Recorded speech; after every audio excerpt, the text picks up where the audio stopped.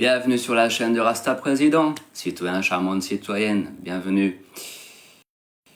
Je fais un live Facebook, je profite de faire des lives maintenant que Facebook me permet de faire quelques lives. Et puis comme ça permet l'interaction, l'échange, parfois intéressant, avec vous, chers compatriotes. Aujourd'hui, je veux parler de la prophétie du Bouddha Maitreya. Il y a pas mal de faux prophètes, de faux Christ et de faux Maitreya. Maitreya, c'est le prochain Bouddha qui doit venir selon la prophétie des bouddhistes. Voilà, comme les juifs attendent le Messie, les musulmans l'imam Mahdi et le retour du Christ, les chrétiens attendent le retour du Christ, et il y a même le retour d'autres prophètes comme Élie, comme Enoch, ou d'autres attendent Moïse, qui reviennent. Donc, les bouddhistes attendent le Maitreya. Et il y a des personnes qui croient que c'est la même personne. En fait, c'est pas la même personne. Le Bouddha Maitreya, ce n'est pas le retour du Christ. Ce n'est pas l'imam Mahdi. Donc, si quelqu'un vient et vous dit « Je suis le Mahdi » ou « Je suis le Kalki », les hindous attendent le Kalki, avatar. Je suis le Christ et je suis Maitreya aussi, c'est un imposteur. Parce que vous allez voir dans la prophétie que ça n'a rien à voir. En fait, les hindous attendent Kalki. Le Kalki avatar, il vient à la fin de la fin des temps, parce que nous sommes à la fin des temps depuis 5000 ans, et il vient à la fin de la fin des temps en fait. C'est l'homme assis sur le cheval blanc qui vient faire la guerre contre le mal et qui vient amener un âge d'or. Et ensuite, quand l'âge d'or commence, plus tard, les gens ont la durée de vie qui augmente. Qui augmente. Avant l'âge d'or, pendant la fin des temps, la durée de vie des gens, elle va diminuer jusqu'à atteindre 10 ans, 15 ans. Les gens vivront que 10-15 ans. Ils auront une sale santé, quoi. Et puis, le Kalki Avatar vient, et puis, voilà. On rentre dans l'âge d'or, et là, petit à petit, les gens vont se remettre à vivre longtemps. Le Bouddha a expliqué ça. Il a expliqué que les gens vont vivre de plus en plus longtemps. Pourquoi? Parce qu'ils vont pratiquer le Dhamma, retourner au Dhamma, c'est-à-dire aux enseignements spirituels de sagesse. Ils vont retourner à ça. Donc ça va augmenter leur durée de vie. Jusqu'à ce qu'ils atteignent 120 ans, puis 1000 ans, puis 80 000 ans. Et on a eu une époque dans le passé où les gens ont vécu 80 000 ans, mais c'était à des millions d'années, des milliards d'années peut-être. Et là, dans des millions d'années, les gens vont vivre 80 000 ans. Et c'est là où viendra Bouddha Maitreya, le prochain Bouddha, qui sera pareil que le Bouddha Gautama en termes d'éveil et de mission d'enseignement à l'humanité. Donc c'est pas la même chose, le Bouddha Maitreya, c'est pas la même chose que le Christ, le retour du Christ, et que l'imam Mahdi, et que Sri Kalki. C'est pas la même chose du tout. Il faut pas confondre.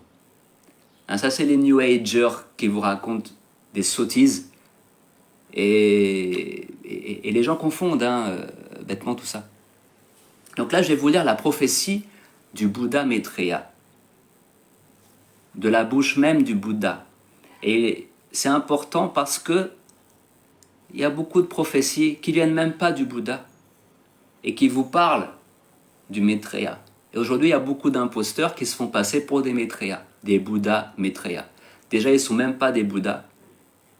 Le Bouddha a décrit 4 stages d'éveil. Ils en sont même pas au premier stage. Ils sont tout en bas. Ils sont tout en bas de l'échelle. Donc, on va voir ça. Le Bouddha dit, et à cette époque où les gens auront une durée de vie de 80 000 ans, donc c'est pas maintenant, ok. Donc tous les Maitreya actuels sont hors sujet. À la poubelle, ok? Imposteur. À cette époque où les gens auront une durée de vie de 80 000 ans, surgira dans le monde un Seigneur béni, un Bouddha Arahant pleinement éveillé, nommé Maitreya, doté de sagesse et de conduite, un bienheureux, connaisseur des mondes, incomparable dresseur d'hommes à apprivoiser, maître des dieux et des humains, éclairé et béni, tout comme je le suis maintenant. Il connaîtra parfaitement par sa propre super connaissance et enseignera cet univers avec ses devas, ses maras, c'est-à-dire ses anges et ses démons, ses dieux et ses démons, et ses brahmas. Donc un brahma, c'est un être qui gère tout un univers, qui gère plein de galaxies. Donc il a une grosse responsabilité, un brahma en fait. Ses ascètes et ses brahmanes, et cette génération, avec ses princes et son peuple, tout comme je le fais maintenant. Il enseignera le Dhamma, beau dans son début, beau dans son milieu, beau dans sa fin, dans l'esprit et dans la lettre, et proclamera, tout comme je le fais maintenant, la vie sainte dans sa plénitude et sa pureté. Il sera accompagné d'un groupe de milliers de moines, tout comme je suis accompagné d'un groupe de centaines de personnes. Et c'est les paroles du Bouddha mentionnées dans le Tipitaka concernant le Bouddha pleinement éveillé, Arahant, nommé Maitreya. Arahant, c'est quelqu'un qui est pleinement éveillé, comme le Bouddha. J'ai trouvé ces paroles dans cette collection qui est publiée par un monastère en Thaïlande et qui s'appelle Buddha Vajjana. Là, je crois que vous le voyez à l'envers, malheureusement.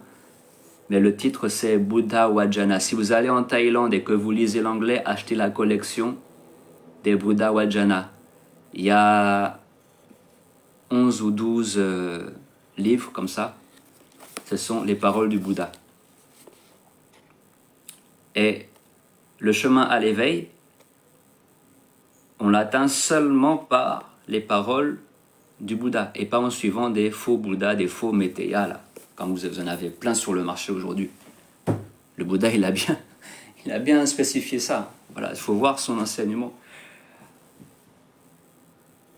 Il n'empêche que on peut trouver la vérité aussi dans les enseignements des arahants d'aujourd'hui. C'est-à-dire, vous avez par exemple des moines bouddhistes thaïlandais qui sont pleinement éveillés et voilà, qui enseignent super bien, comme Ajahn Chah, par exemple. Si vous tombez sur Ajahn Chah, c'est génial. Ajahn Kokrit aussi, c'est Ajahn Kokrit qui publie ça d'ailleurs. Mais il faut que ça corresponde aux paroles du Bouddha. Donc lisez d'abord les paroles du Bouddha. Après, c'est bien de lire des écrits ou de rencontrer des gens qui ont fait l'expérience de ça pleinement. Donc voilà. Donc voilà, c'était pour vous lire donc la prophétie du Bouddha Maitreya, pour que les choses soient claires pour tout le monde, pour tous les chercheurs de vérité. Ok? Donc il y a plein de gens, je ne vais pas citer de nom, mais il y a plein de gens sur le marché du spirituel, parce que ça devient un marché aujourd'hui, là. Vous voyez, ils sont passés pour des Maitreya, et la prophétie, elle est claire. Maitreya, il ne vient même pas tout de suite. Et ça ne sert à rien d'ailleurs d'attendre Maitreya. Il y a des gens qui disent, ouais, les bouddhistes, ils attendent Maitreya, les chrétiens attendent le Christ, tout le monde attend quelqu'un, qu'est-ce que vous êtes là à attendre des gens? Votre religion, elle ne sert à rien, vous êtes là tous à attendre. Mais non, les bouddhistes n'attendent pas Maitreya en fait. Parce que Maitreya, il va dire exactement la même chose que le Bouddha. Il va être exactement comme lui. Sauf que comme Maitreya, ça veut dire la compassion, peut-être que son enseignement va être un peu plus poussé vers la compassion. Parce que vous avez eu 7 Bouddhas qui sont venus, et ces 7 Bouddhas, dans le livre de l'Apocalypse de Saint Jean, c'est les 7 esprits dont il parle dans ce livre-là. Donc les 7 Bouddhas qui sont venus, chacun avait une qualité différente. Et la qualité de Bouddha Gautama, du Bouddha actuel, c'est la sagesse, l'intelligence. Et il a été hyper méticuleux dans son enseignement, hyper précis. Et le Bouddha Maitreya sera aussi précis, mais son enseignement, ce sera plus sur la compassion. Donc voilà, on a déjà les paroles du Bouddha, on a l'accès à l'éveil qui est là et on n'a plus qu'à l'appliquer pour y arriver. Ok? Donc on n'a pas à chercher ou à attendre, tu vois. Bouddha Maitreya, de toute façon, c'est dans des millions d'années. Et c'est pas non plus essayer d'avoir des pensées du genre « Oh, mais je vais peut-être me réincarner dans cette époque-là. » Même si ce serait super de se réincarner dans cette époque-là, pour les gens qui auront cette chance-là. Déjà, imagine, tu vis 80 000 ans, mec. T'es pas limité dans l'âge, là, aujourd'hui. Tu vas vivre maximum 80 ans, tu vois. T'es limité dans le temps. Là, 80 000 ans, imagine 1000 fois ta vie, mec. Là, t'es pas limité. T'as cet avantage-là. T'as vraiment le temps pour te réaliser.